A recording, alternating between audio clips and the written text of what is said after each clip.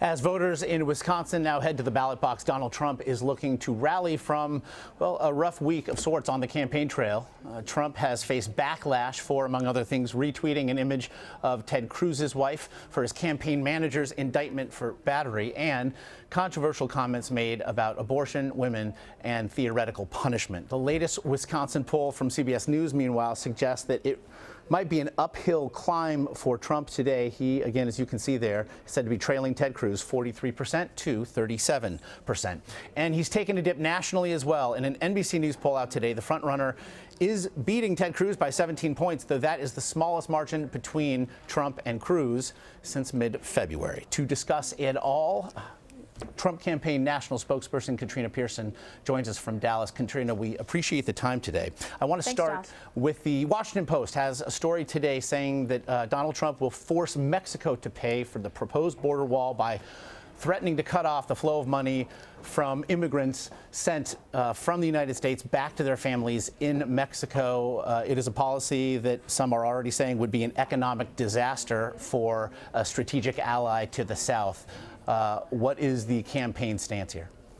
Well, yes, this is just one of the options that would be on the table for a Trump administration. And, this is an amendment to Section 326 of the Patriot Act, which does allow standards to be put on financial institutions. And we are sending about $25 billion to Mexico in these remittance payments. And this is something that we could use with regard to leverage and having Mexico pay for the wall. The economic impact that everyone is all up in arms about is to the impact of Mexico, when the Trump campaign and the Trump administration's concern would be the economy for the United States. But it is money being sent by legal immigrants back to their families.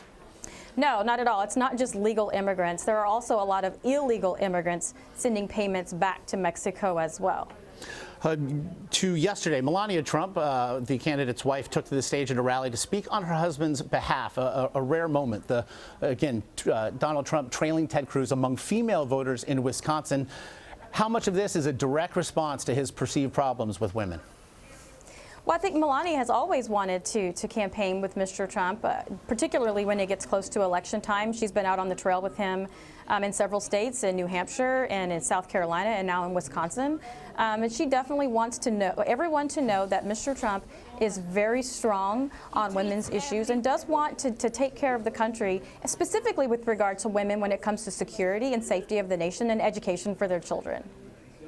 I want to turn to today's primary as well. The latest CBS News Battleground Tracker poll, again, has him losing to Ted Cruz in Wisconsin. It's a 6-point gap. The gap in other polls is as wide as 10 points. How concerned, quite simply, is the campaign right now? Well, I think we've always known that Wisconsin was going to be competitive. I think it's a lot more competitive than people think. Just last week, there was a 10-point lead Senator Cruz had, and as you just mentioned, the recent poll has that now down to 6. There's one that has it at 5. And just yesterday, the new ARG poll has Mr. Trump up by 10. So I think it's going to be a lot closer, and Mr. Trump could pull this off tonight. If the campaign, however, does lose in Wisconsin, it certainly makes the delegate math a bit more bleak. How concerned, then, is the campaign about what would be a contested convention to follow?